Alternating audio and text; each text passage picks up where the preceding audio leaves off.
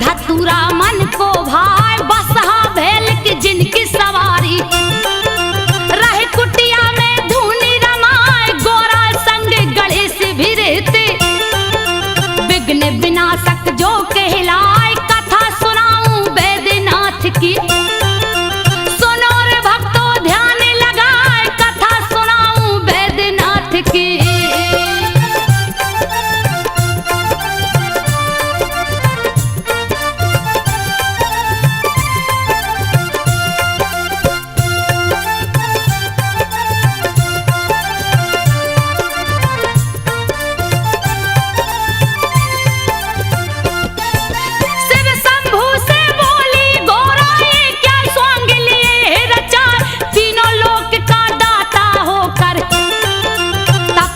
कालिया भेष बनाए सुन के उल्हना तब गोरा की सोने का महल दिया बनवाए गृह प्रवेश करने को शिव जी विश्वेश्वर को लिया बुलाए रावण जिसका बेटा लगता के कसी जिसकी पत्नी कहाए विश्वेश्वर के संग के कसी स्वर महल में गई समाए पूजा का जब हुआ समापन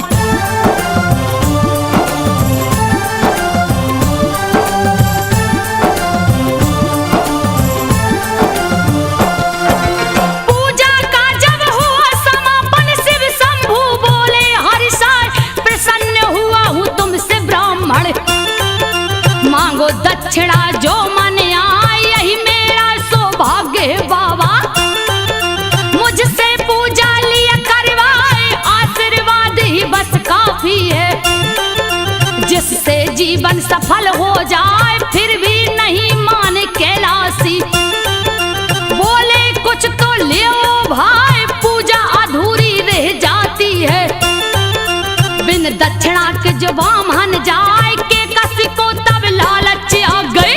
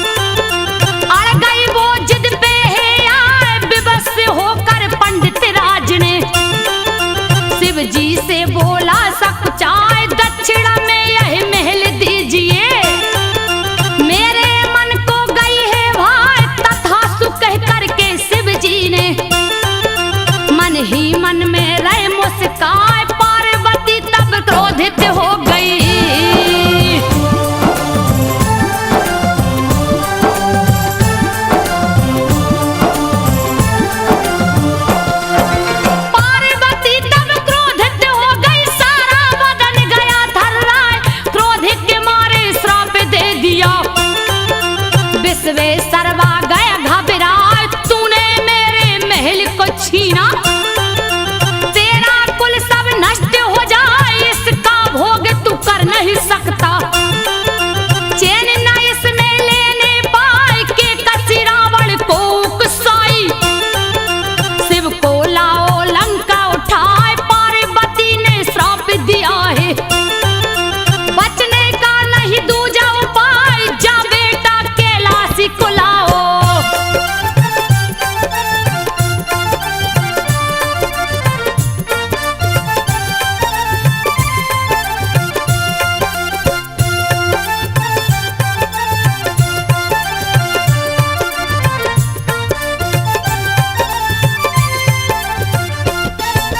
जा बेटा कैलाशी को लाओ, नहीं तो लंका ध्वस्त हो जाए। नहीं ऐसा जो करोगे बेटा, कोई भी कुल में बच ना पाए। सच कहती हूँ तुमसे बेटा, के कसी रावण को समझाए। तुमको शिव है बहुत मानते, शिव को दो प्रसन्न कराए। किसी तरह से जाकर लाओ, बैठी हूँ मैं आस लगाए। चूक हो गई मुझसे भारी, तेरे पिता को दी उपसाय। विश्वेश्वरवा के बेटा रावण,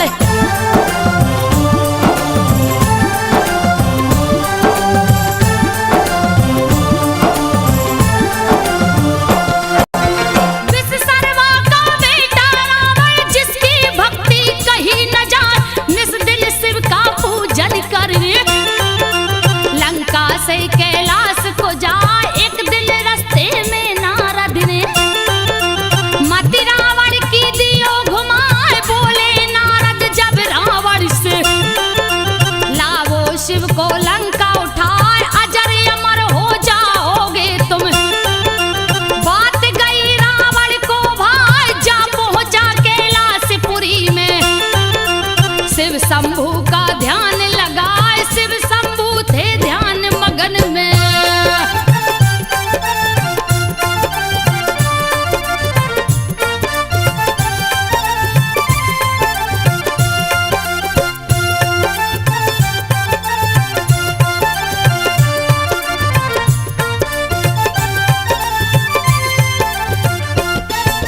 शिव शंभू थे ध्यान मगन में, रावण मन ही मन हर्षाए।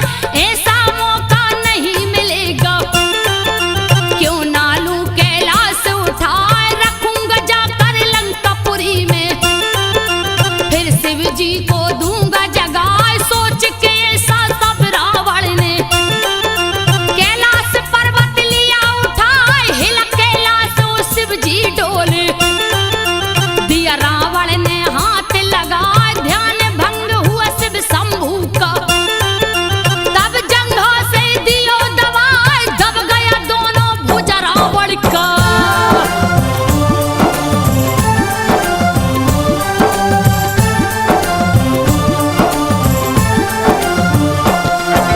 दब गया दोनों भुजा रावण का, दर्द के मारे रहो चिल्लाए।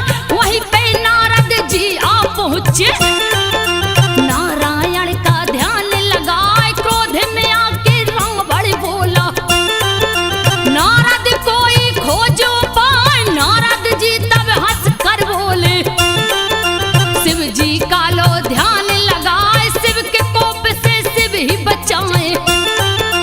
दूजा नहीं है कोई उपाय, कैसे करूं मैं पूजा शिव का। दोनों हाथ फंसा मेरे हाय, पूजा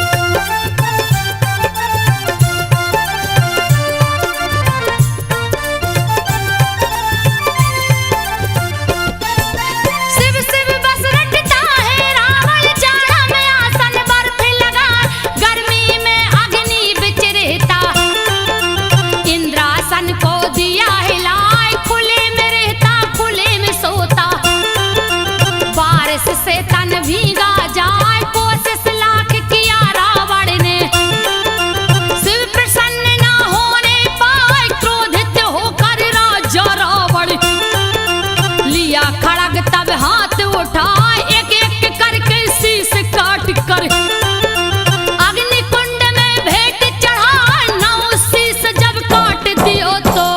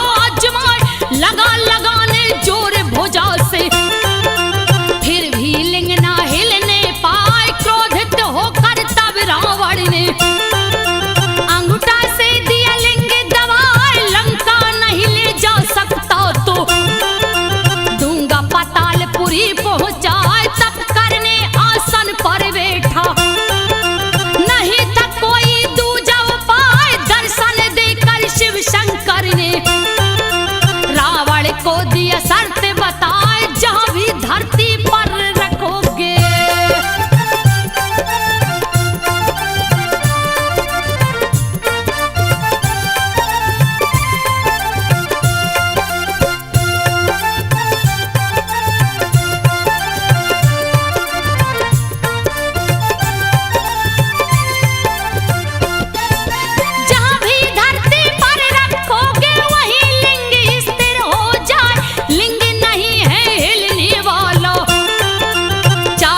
जितना जोर लगा लौट जाओ अब लंका रावण। दूजा नहीं है कोई उपाय, मेरी आराधना जहां करोगे मन वांछित वर प्राप्त हो जाए। रावण लौट गया लंका को, सारे देवता गए हर्षाए। शिवलिंग को स्थापित करके बैजू को दिए भक्त बनाए। देवता गण बैजू से बोले,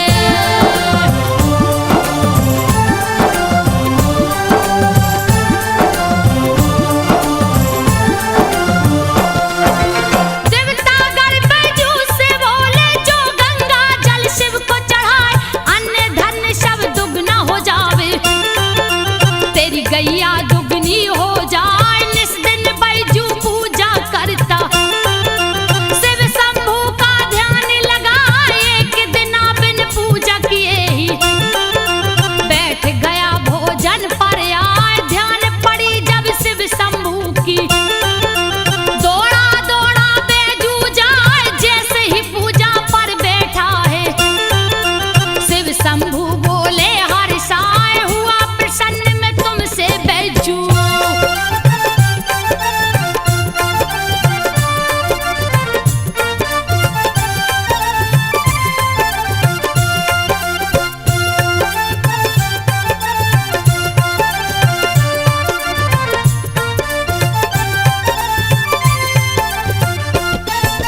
हुआ प्रसन्न मैं तुमसे बैजू, मांगो वर जो दिल में आए। ऐसा वर दो मुझको बाबा, मेरा नाम अमर हो जाए। यो मत शिव जी बोले हैं। बैजू मन ही मन मुस्काए, पहले बैजू नाम तुम्हारा, पीछे नाम मेरा जुड़ जाए। युग युग तक यह पावन धरती बैजनाथ का धाम कहा है। होनी तो होकर रहती है, लेख कर्म का मेट न पाए। राज छिपा एक और है इसमें,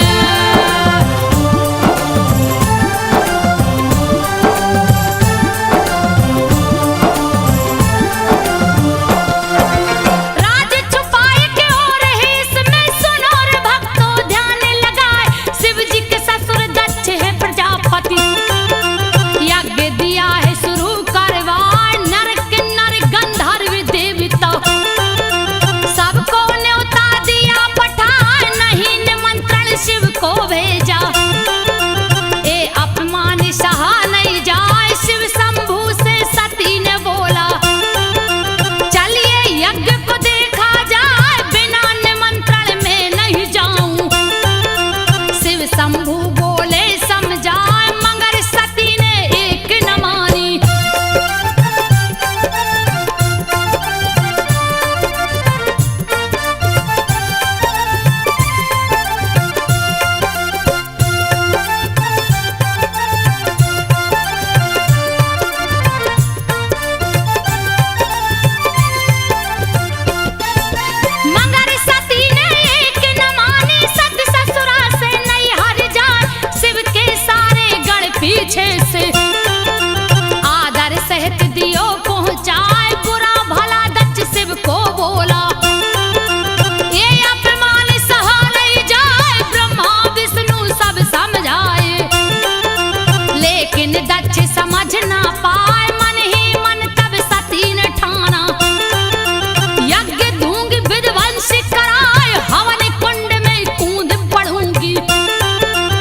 इस तन को अब दूंगी जलाए, कूद पड़ी तब हवन कुंड में।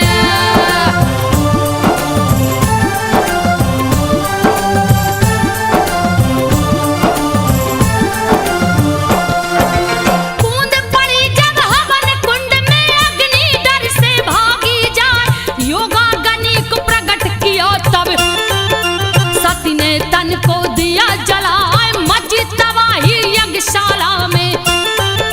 शिव गण दिए उत्पात मचाए, नारद आकर शिव शंभू को समाचार सब दियो सुनाए, वीरभद्र और महाकाली को दियो जटा से प्रकट कराए, वीरभद्र और महाकाली को शिव जी दल बल सहित पठाए, यज्ञशाला रणभूमि बन गई।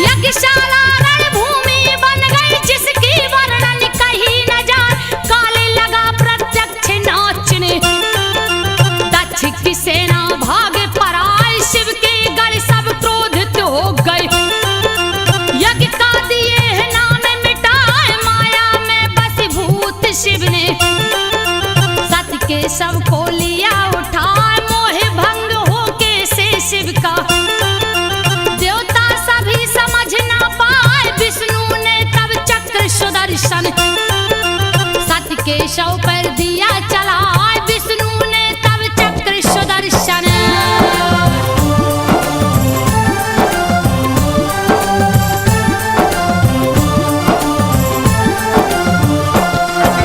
शिव ने सती के सबको देखा, हाथ लिए त्रिशूल उठाए, रुद्र रूप देख शिव शंभू का मन ही मन सब देव घबराए, करने लगे जब तांडव शिव जी, पल में लागे प्रलय हो जाए, कप गई धरती कप गए अंबर, सबकी बुद्धि गई हेराए, हाहाकार मचा तीन लोक में, कब क्या होगा कहा न जाए, क्षीर सागर सब देवगढ़ पहुंचे, विष्णु थे जहां ध्यान लगाए, मोह भंग कीजे शिव शंभू का।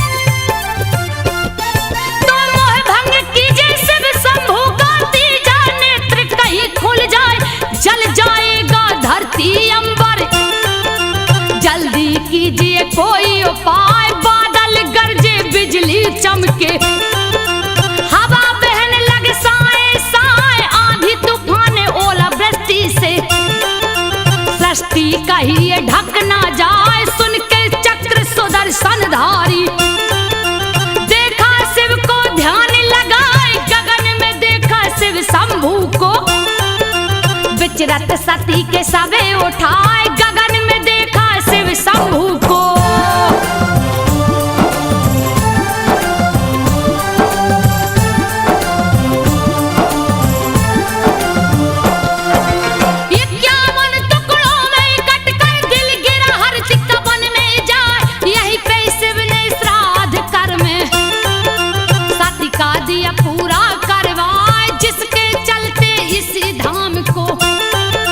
चिंता भूमि भी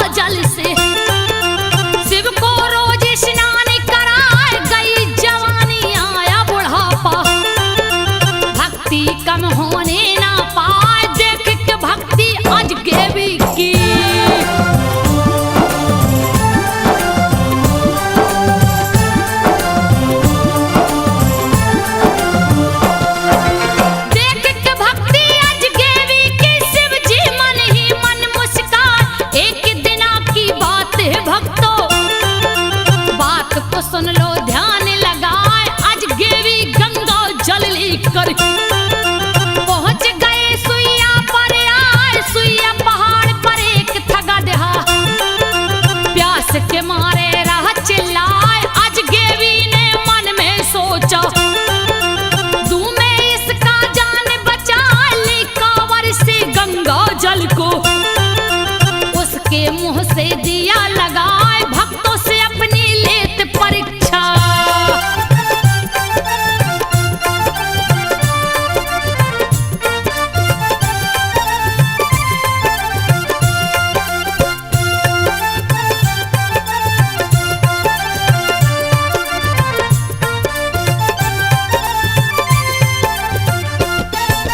भक्तों से अपनी लेत परीक्षा, शिव शंभू तब हुए सहाय। आज गेवी से बोले शिव जी, तेरी भक्ति कहीं न जाए, तेरी तपस्या हो गई पूरी। वर मांगो जो मन में आए, मैं क्या मांगू हे शिव शंभू। धन्य भाग जो दरस दिखाए, दिए वर है फिर आज गेवी को। तू आज गेवी नाथ कहाँ, अपरंपार है शिव की महिमा। सुनो रे भक्तों ध्यान लगाए, अपरंपार है शिव की महिमा।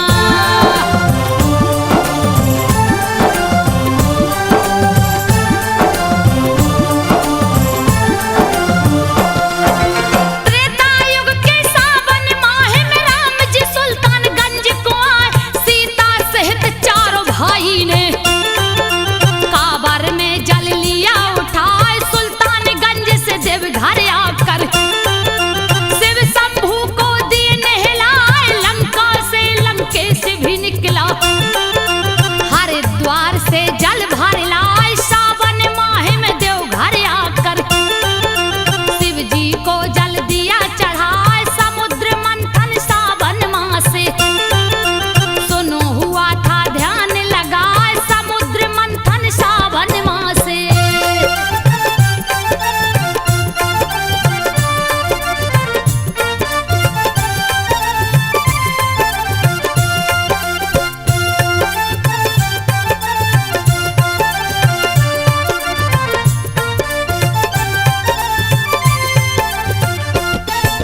चौदह रत्न निकल कर आया, जिसमें 13 गया बता। 14 में मैं विष निकला था, जिसे देख सब गए थर्राए। तब शिव जी ने विष को उठाकर अपने मुंह से लिया लगाए। सावन में विष पान किए शिव, जिसकी गर्मी सही न जाए, उनकी गर्मी शांत करन को।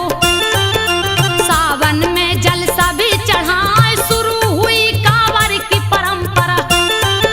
जिसको सारा जग अपना, जो भी चढ़ाता जल है शिव को।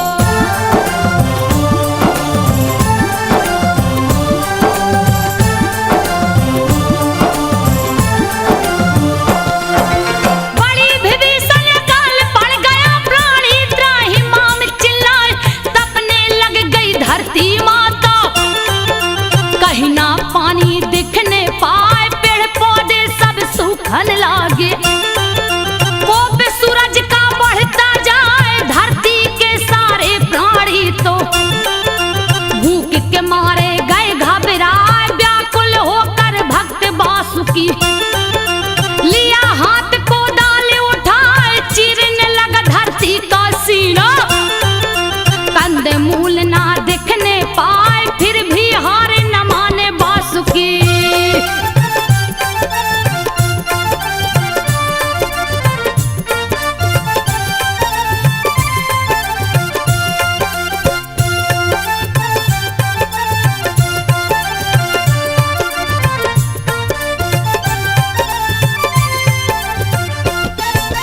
फिर भी हार न माने वासुकी, धरती का सीना चिरता जाए। खून से लटपट हुआ कुदाली, शिवलिंग से गए हैं टकरा। एक टकरा निहार वासुकी, खून को देख गया घबरा। चूक हुआ मुझसे ये कैसा, मन ही मन वह रहा डरा। लगता है कोई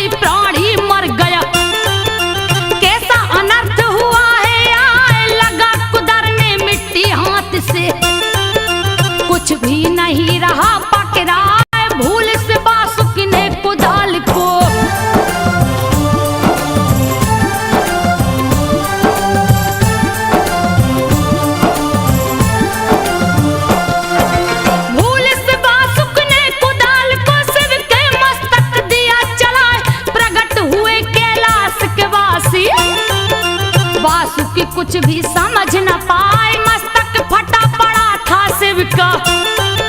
देख के भक्त गया घबराए, डर के मारे थर थर कांपे। कुछ भी उसको समझ न आए, प्रकट हुए कैलाश के वासी। वासुक से बोले मुस्काए, मांग लो वर जो चाहो बेटा, जो भी तेरे मन में आए, हे प्रभु जी अकाल मिटा करे।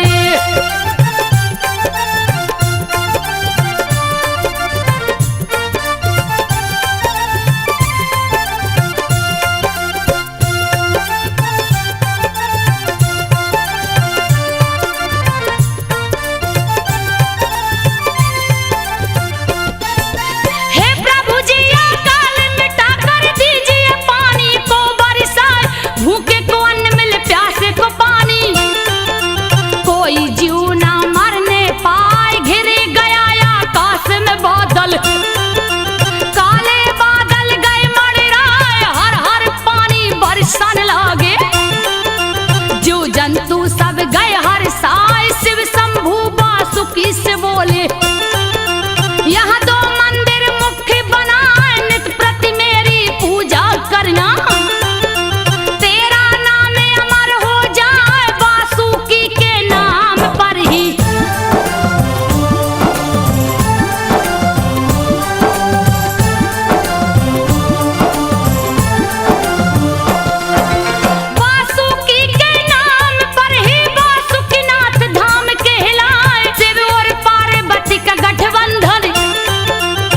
शिवरात्रि को हो जाए, शस्त्रों की पूजा भी इस दिन ही करते हैं सब पंडाया। शिवरात्रि में जो शस्त्र को छूता, उसका देते कष्ट मिटाए, भगवा वस्त्र को धारण करके भक्तों शिव को पूजने जाए, बोल बम उच्चारण करके। नंगे पांव कंवरिया जाए, इस मंत्र के उच्चारण से।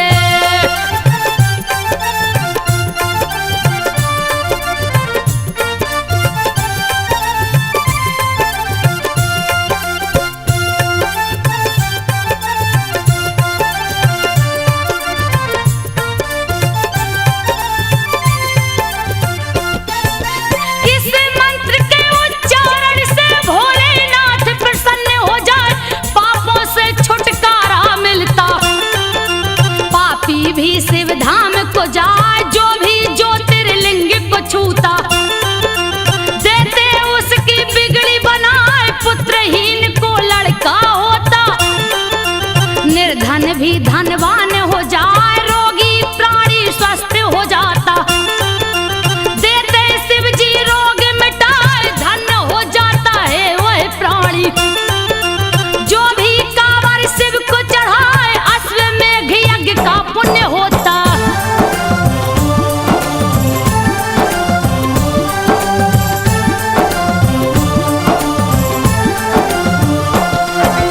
अश्वमेघ यज्ञ पुण्य होता, बोल बम जो कहता जाए, शिव के संग ब्रह्मा विष्णु भी बोल बम से खुश हो जाए। ओम नमः शिवाय भी शिव का पंचाक्षरी मंत्र कहलाए, अश्वनी कुमार बीमार पड़ गए, सारे देवता गए घबराए, लाखों वेदा देख के हारे, फिर भी स्वस्थ न होने पाए, वेद खुद ही रोगी हो गया। कोई दवा समझ ना पाए, व्याकुल हो गई भार्या उसकी।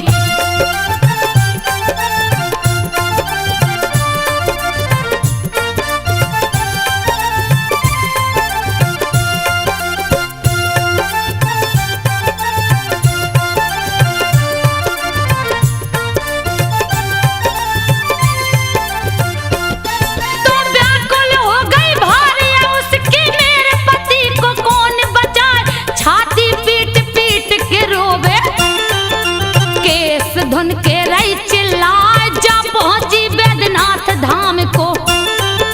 शिव जी आसन जहां लगाए, सर को झुका के शिव से बोली, लीजिए पति की जान बचा, थक हार गई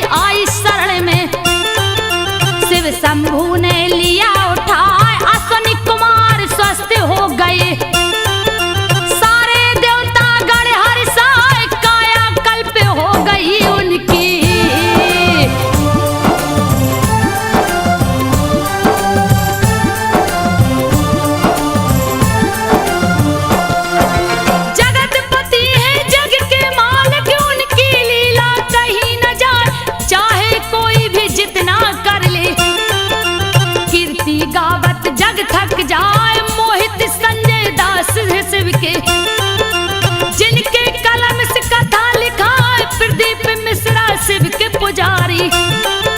शिव को अपने दिल में बसाए दिलीप सिन्हा भक्त भोला के। कावर ले दो घर को जाए संजू बघेल जगावेगा था। शिव शंभू को शीश झुकाए संजू बघेल गाथा गावे। शिव शंभू को शीश झुकाए। सुन लो भक्तों ध्यान लगाए संजो शिव